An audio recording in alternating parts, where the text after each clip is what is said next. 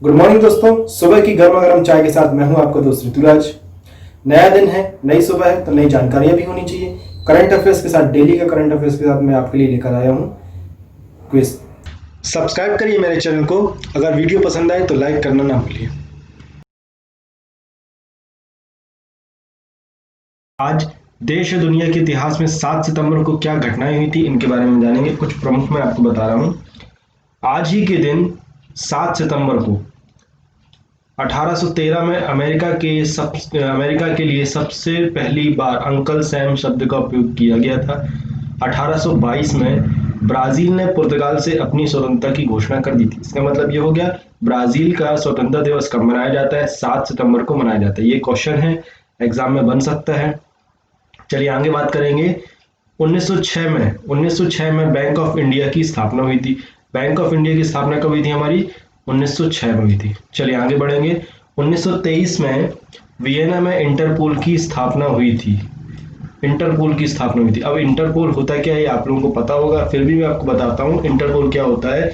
Interpole के जो सम्मिलित देश होते हैं, जो सदस्य देश हैं, इनके बीच में अगर कोई अपराधी एक देश से दूसरे देश में जाता है तो उसको पकड़ने के लिए, उसको अरेस्ट करने के लिए एक इंटरनेशनल पुलिस जैसा बोल सकते हैं वो होती है।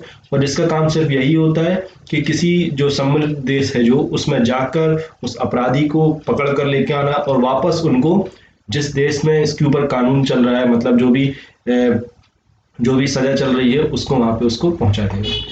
ये काम किसका होता है? इंटरपोल का काम होता है। जैसे कि अभी हमारा जो चलिए आगे बढ़ेंगे। जैसे कि अभी बहुत से हमारे जो अपराधी जो हैं वो विदेशों में पकड़े जाते हैं, तो उनको उनको कैसे पकड़ता है, कौन पकड़ता है? इंटरपोल ही पकड़ती है, जिसका मेन मुख्यालय कहाँ पर है? वियना में है। और ये पकड़ने के बाद फिर इसको अपने रिस्पेक्टिव देश जो भी रहेगा वहां पे उसको सपोर्ट कर देती है। जैसे कि अभी विजय माल्या को इंग्लैंड में पकड़ा गया है और उसके ऊपर वहां के देश में केस चल रहा है, इंटरपोल के द्वारा चलाया जा रहा है। चलिए आगे बात करेंगे। फिलियो टेलर ने पूर्णतः इलेक्ट्रॉनिक टीवी बनाने में आज के ही दिन सफलता प्राप्त की थी। मतलब टीवी का जो आविष्कार था, इलेक्ट्रॉनिक टीवी जो थी, उसका आविष्कार कब हुआ था? 1927 में हुआ था। फिर आगे बढ़ेंगे। 1931 में लंदन में गोलमेज सम्मेलन का दूसरा सत्र शुरू हुआ था। आज ही के दिन लंदन का गोलमेज सम्मेलन जो था वो दूसरा सत्र शुरू हुआ था। ये बहुत इंपॉर्टेंट चीज है। 3 गोलमेज सम्मेलन हुए थे। ये 3 गोलमेज सम्मेलन हुए थे, लंदन में हुए थे। और दूसरा जो सत्र था वो कब शुरू हुआ था? 1931 में शुरू हुआ था। पहले जो गोलमेज सम्मेलन था उसमें सिर्फ गांधी जी गए थे, बाकी इसके बाद नहीं गए थे। परंतु हमारे भारत की तरफ से डॉक्टर भीमराव अंबेडकर जी जो थे, उन्होंने तीनों गोलमेज सम्मेलनों को पार्टिसिपेट किया था, वहां पे सम्मिलित हुए थे। चलिए आगे बात करेंगे।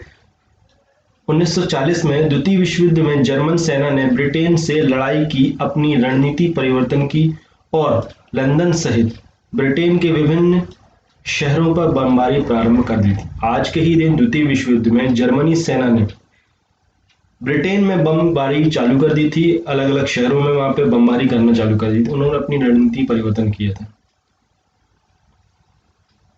1953 में निकिता खुर्चियो सोवियत संघ की कम्युनिस्ट पार्टी की सचिव चुनी गई थी। 1965 में इंपॉर्टेंट है हमारा, भारतीय सीमा पर चीन द्वारा सेना की तैनाती की घोषणा की गई थी। चीन जो है भारतीय सीमा में 1965 में अंदर घुस आया था। इसी के बाद से भारत चीन जो युद्ध हुआ था यही चालू हुआ था हमारा। 2 बार हुआ था हमारा भारत चीन युद्ध। तो 1965 में क्या हुआ था? भारतीय सीमा के अंदर चीनी सेना आके अपनी तैनाती उन्होंने कर दी थी। चलिए अब जानेंगे 7 सितंबर के दिन जन्मे व्यक्तियों के बारे में कि 7 सितंबर को कौन कौन का किस किस व्यक्ति का जन्म हुआ था। 1826 में बांग्ला भाषा के प्रसिद्ध लेखक एवं बंगाली पुनर्जागरण के चिंतकों में से एक राजनारायण बोस जी का जन्म आज के ही दिन हुआ था, 1826 में। 1887 में संस्कृत के विद्वान एवं महान दार्शनिक गोपीनाथ कविराज जी का जन्म हुआ था। बहुत फेमस है, इनके जो आप अगर संस्कृत पढ़ते हो, संस्कृत का अगर आपको नॉलेज है, तो ये बहुत फेमस कवि हैं दार्शनिक गोपीनाथ जी। फिर आगे बात करेंगे 1917 में भारतीय चिकित्सा वैज्ञानिक तथा परिवार नियोजन विशेषज्ञ बानो जहांगीर कोया जी का जन्म हुआ था। 1933 में अंतर्राष्ट्रीय श्रम सहकारिता महिलाओं एवं वित्त लघु वित्त आंदोलन की सम्मिलित नेता इला रमेश भट्ट जी का जन्म आज के ही दिन हुआ था। 1934 में प्रसिद्ध फिल्म निदेशक B.R. इशारा जी का जन्म हुआ था। साथ ही साथ में बहुत इंपॉर्टेंट है ये, इसके पहले ही मैंने आपको 5 सितंबर को इसके बारे में बताया हुआ था, परंतु 7 सितंबर को अशोक चक्र विजेता विमान परिचालिका नीरजा भानोट जी का जन्म हुआ था। और इसके 2 दिन पहले ही 5 सितंबर को इनकी हत्या हो गई थी, इनकी मृत्यु हो गई थी जब ये फ्लाइट लेके जा रहे थे, पैन अमेरिका की फ्लाइट लेके जा रही थी, और इन पर मतलब इस फ्लाइट में आतंकवादी ने कब्जा कर लिया था, इसकी वजह से इनकी जान गई थी। चलिए इसके साथ और देखेंगे।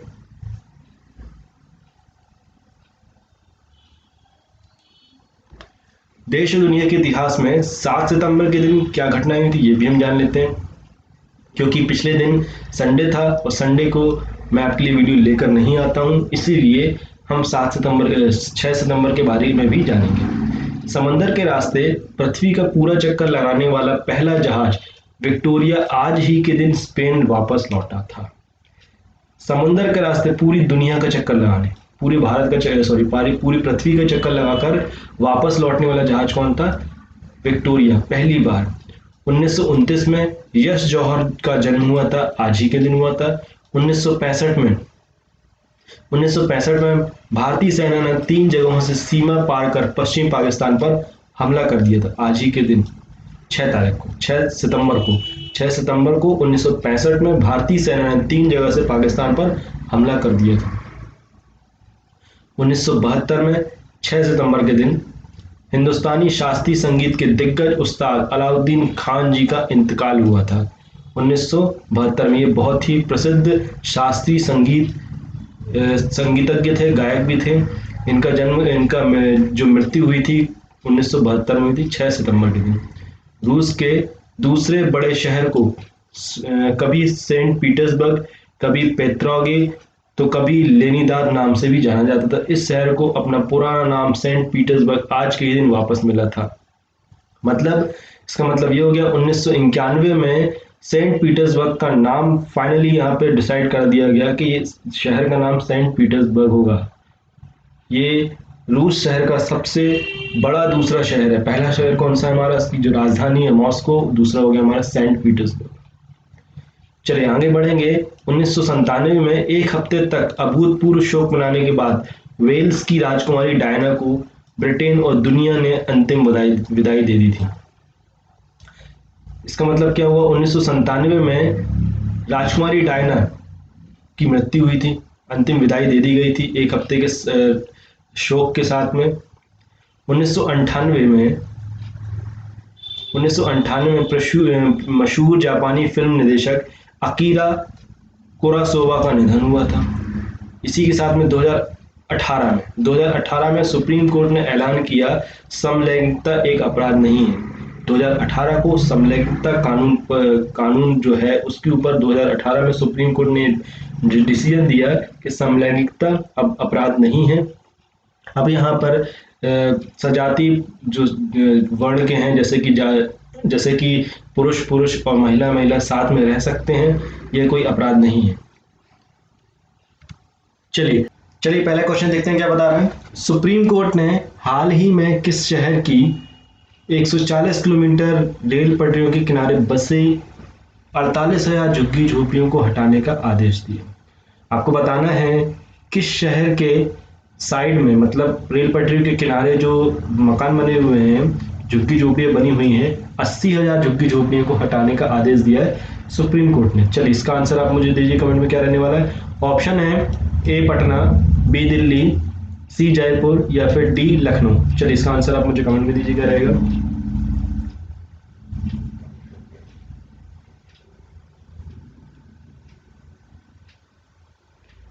चलिए इसका आंसर रहने वाला है दिल्ली। सुप्रीम कोर्ट ने 3 महीने में रेलवे ट्रैक के किनारे 48,000 झुग्गी बस्तियों को हटाने का आदेश दिया। सुप्रीम कोर्ट ने कहा कि इस आदेश में किसी भी तरह की राजनीतिक दखल नहीं होनी चाहिए। सुप्रीम कोर्ट ने कहा कि टाइम बाउंड तरीके से इन झुग्गियों को रेलवे ट्रैक के बगल से हटाया जाए। साथ ही यह आदेश दिया कि कोई भी अदालत झुग्गी झोपड़ियों को हटाने पर स्टे नहीं देगी।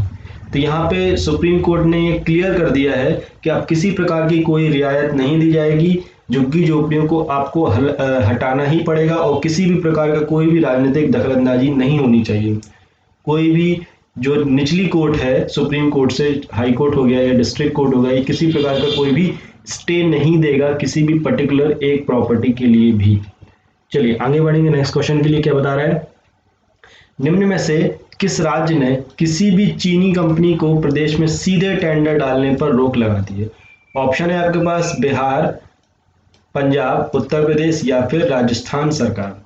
चलिए इसका आंसर आप मुझे कमेंट में दीजिए क्या रहने वाला है। क्या बोल रहा है कि कौन सी स्टेट ने, किस स्टेट ने सीधे टेंडर डालने पर रोक लगा दी है चीनी कंपनियों की?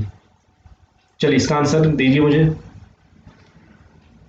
चलिए इसका आंसर रहने वाला है उत्तर प्रदेश।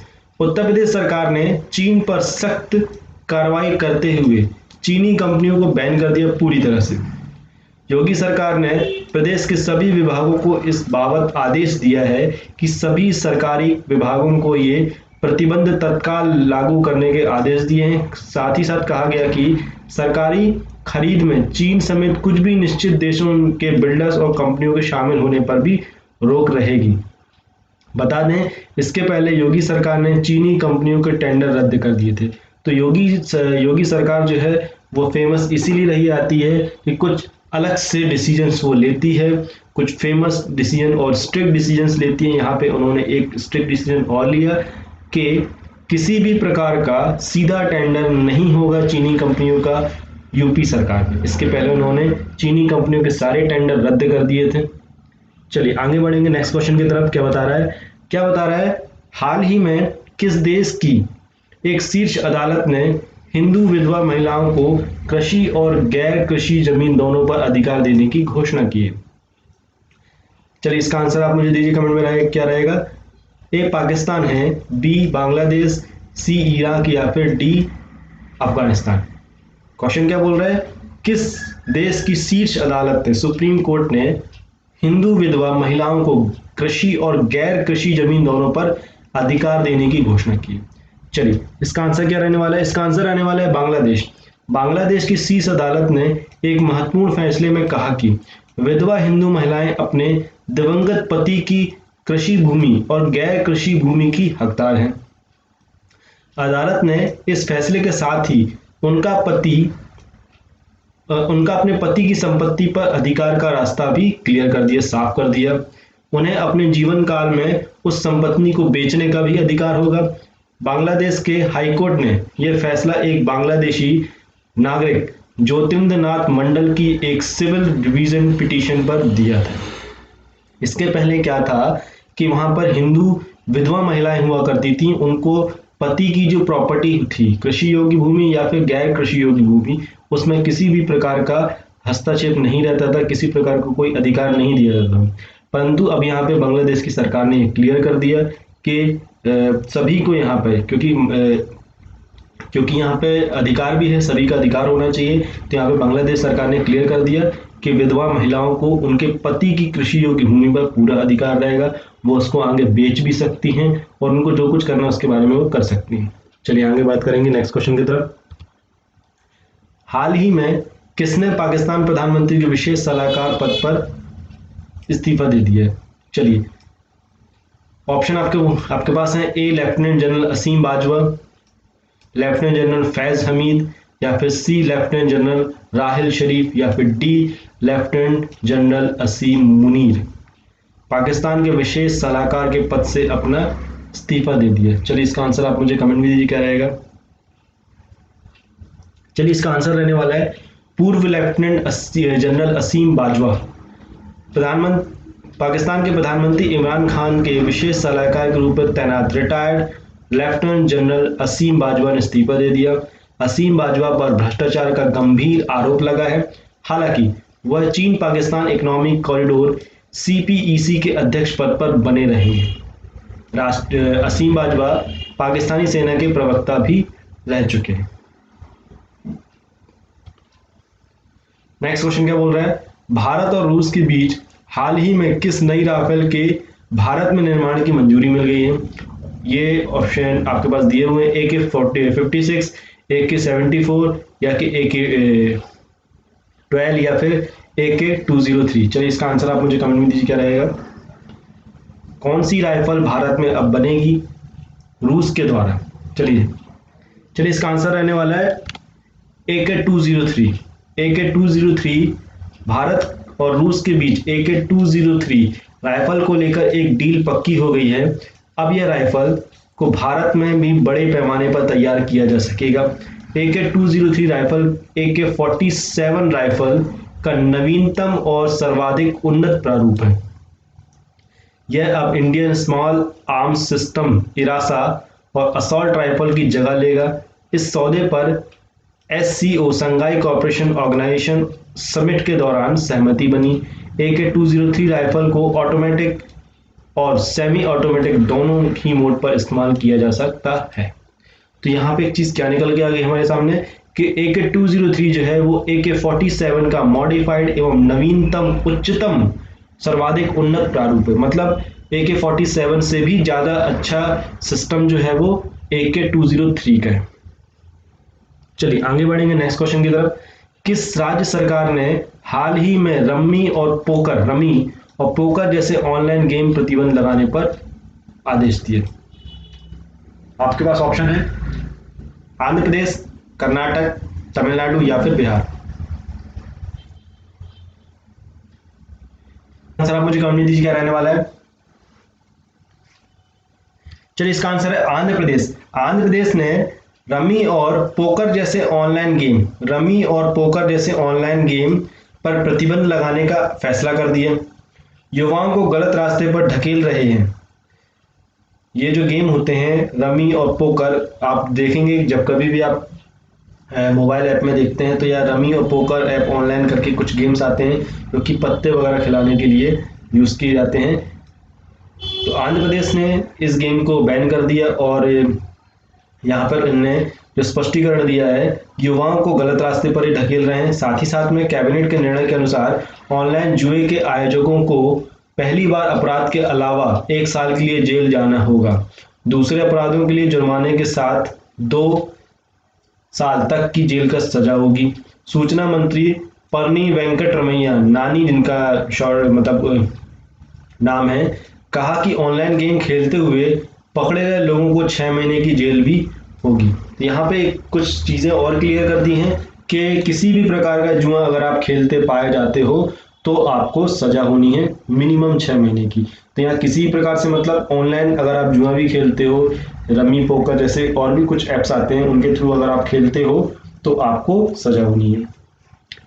चलिए नेक्स्ट क्वेश्चन क्या बोल रहा है, भारतीय रेलवे बोर्ड के नए CEO के रूप में किसे नियुक्त किया गया है। नए CEO कौन है भारतीय रेलवे बोर्ड के। ऑप्शन है आपके पास राहुल सचदेवा, अनिल त्यागी, विनोद कुमार यादव या फिर अनिल यादव। चलिए इसका आंसर आप मुझे कमेंट में दीजिए क्या रहने वाला है।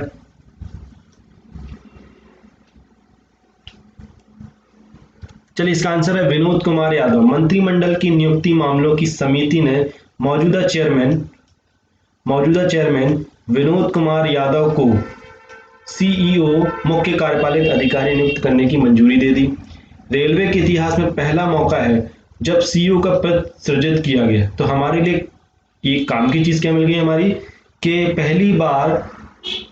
पहला रेलवे के इतिहास में पहला ऐसा पद जो कि 2020 में सृजित किया गया था वो क्या है, रेलवे का CEO चीफ एग्जीक्यूटिव ऑफिसर मुख्य कार्यपालक अधिकारी। और ये पहले कौन थे, विनोद कुमार यादव जी थे। तो हमारे लिए काम की चीज ये मिल गई। साथ ही साथ क्या बता रहा है, विनोद कुमार यादव चेयरमैन एवं CEO का दोनों का पद संभालेंगे। इससे पहले मंत्रिमंडल ने रेलवे बोर्ड के पुनर्गठन की मंजूरी दी थी। रेलवे में बड़ी पैमाने पर शुरू किए गए सुधारों के तहत ये पहला कदम उठाया गया है। चलिए आगे बढ़ेंगे नेक्स्ट क्वेश्चन की तरफ। भारत और किस देश के बीच इंद्र युद्धाभ्यास का आयोजन किया गया? ऑप्शन है आपके पास रूस, जापान, नेपाल या फिर बांग्लादेश। चलिए इसका आंसर आप मुझे कमेंट में दीजिए। किस देश के बीच भारत के मतलब किस देश के साथ में भारत ने इंद्र युद्धाभ्यास का आयोजन किया है? चलिए इसका आंसर आप मुझे दीजिए, क्या रहने वाला है? चलिए इसका आंसर रहने वाला है रूस। रूस ने यह युद्धाभ्यास मौजूदा सुरक्षा चुनौतियों को देखते हुए किया जा रहा है। इस युद्धाभ्यास के दौरान सतह और हवा में तोपों के लक्ष्य पर निशाना लगाया जा सकता है। तोपों से लक्ष्य पर निशाना लगाया जा सकता है। भारतीय सैनिक ने हिंद महासागर में पहले से ही कई जंगी जहाजों की तैनाती की है। इसे इंद्र युद्धाभ्यास का नाम भी दिया गया। इंद्र युद्धाभ्यास वर्ष 2005 में भारत और रूस की सेनाओं के बीच होता आ रहा है। तो हमारे लिए एक और काम की चीज क्या मिल गई भाई कि 2005 से लेके अभी तक हर वर्ष हमारा रूस के साथ में युद्धाभ्यास होता है, जिसका नाम क्या रखा गया? इंद्र युद्धाभ्यास। ठीक है, चलिए 2017 के बाद से वर्ष में 2017 के बाद 2 वर्ष में एक बार संयुक्त रूप से तीनों सेनाओं का इंद्राभ्यास किया जाता है, युद्धाभ्यास किया जाता है। तो यहाँ पे 2017 के बाद क्या हो गया? 2 वर्ष में एक बार होता है। पहले क्या होता था? 2005 से जब चालू हुआ था ये लगातार हर साल हुआ करता था, परंतु 2017 के बाद कुछ चेंजेस कर दिए गए कि भाई 2 साल के बाद हम युद्धाभ्यास करेंगे। चलिए नेक्स्ट क्वेश्चन क्या बता रहे हैं? रूस ने निम्न में से किस देश के साथ नो आर्म सप्लाई पॉलिसी जारी रखेगा? ऑप्शन है आपके पास भारत, जापान, चीन या फिर पाकिस्तान। किस देश के साथ रूस ने ये पॉलिसी रखी है कि वो उनको आर्म्स नहीं सप्लाई करेगा? चलिए इसका आंसर आप मुझे कमेंट में दीजिए, क्या रहने वाला है? इसका आंसर रहने वाला है पाकिस्तान। रूस ने पाकिस्तान के साथ नो आर्मी सप्लाई की पॉलिसी जारी रखेगा, यानी पाकिस्तान को किसी भी प्रकार का, किसी भी तरह का कोई भी बड़ा हथियार सप्लाई नहीं किया जाएगा। रूस भारत को सबसे ज्यादा, एक और चीज यहाँ पे निकल के क्या आ रही है यहाँ पे, जो रूस जो है भारत को सबसे ज्यादा हथियारों की आपूर्ति करने वाला देश है। इसमें परमाणु ऊर्जा से निकलने वाली सबमरीन भी शामिल है। राजनाथ सिंह ने रूसी रक्षा मंत्री को आत्मनिर्भर भारत के संदर्भ में रक्षा क्षेत्र में मेक इन इंडिया कार्यक्रम की भी जानकारी दी। दोनों पक्षों ने AK-203 राइफल के उत्पादन के लिए भारत रूस संयुक्त उद्यम की स्थापना भारत में करने के भी रास्ता क्लियर कर दिया। तो यहाँ पे जब हमारे रक्षा मंत्री राजनाथ सिंह जी रूस में गए हुए थे, एक समिट थी वहां पे गए हुए थे, तो यहाँ पर उन्होंने कुछ डिसीजंस लिए कि भाई यहाँ पे AK-207 राइफल जो है ये हम भारत में बनाएंगे, एक नंबर चीज। दूसरी चीज यहाँ पर जो रूस है उसने मेक इन इंडिया कार्यक्रम जो है, भारत का जो मेक इन इंडिया कार्यक्रम जो है रक्षा क्षेत्र में, इस पर उनने प्रोत्साहन भी दिया और उनकी इसके बारे में पूरी जानकारी राजनाथ सिंह ने रूसी रक्षा मंत्री को भी दी। चलिए आगे बढ़ेंगे नेक्स्ट क्वेश्चन की तरफ। किस देश की सरकार ने कैलेंडर, डायरी, ग्रीटिंग कार्ड की छपाई पर पूरी तरह से प्रतिबंध लगा दिया है? किस देश की सरकार ने कैलेंडर, डायरी और ग्रीटिंग नहीं छपेंगे ये बताया है? चलिए ऑप्शन है आपके पास नेपाल, भूटान, बांग्लादेश या फिर भारत। चलिए इसका आंसर आप मुझे कमेंट में दीजिए, क्या रहने वाला है?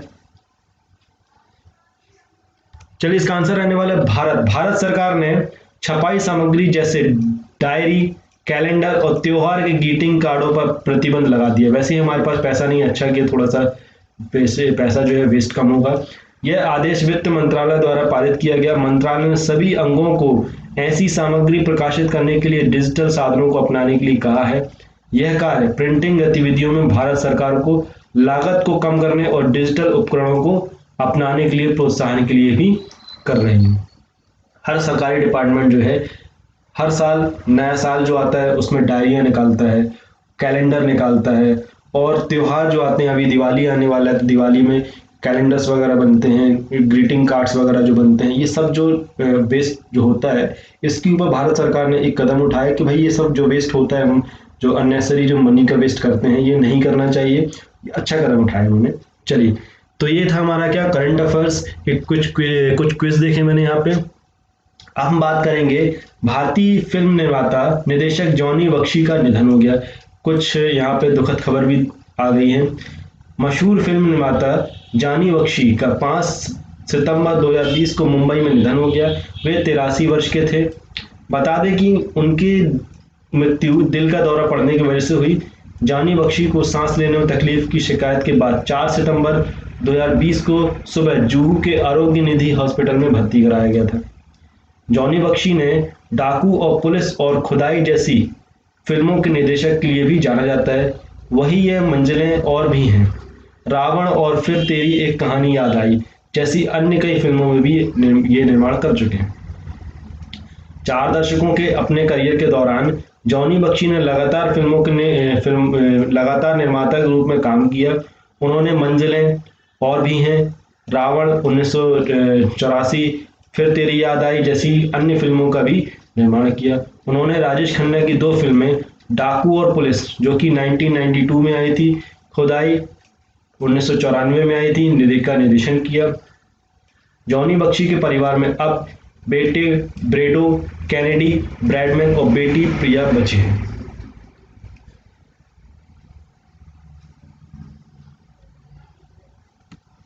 हमारा क्या आज का करंट अफेयर्स।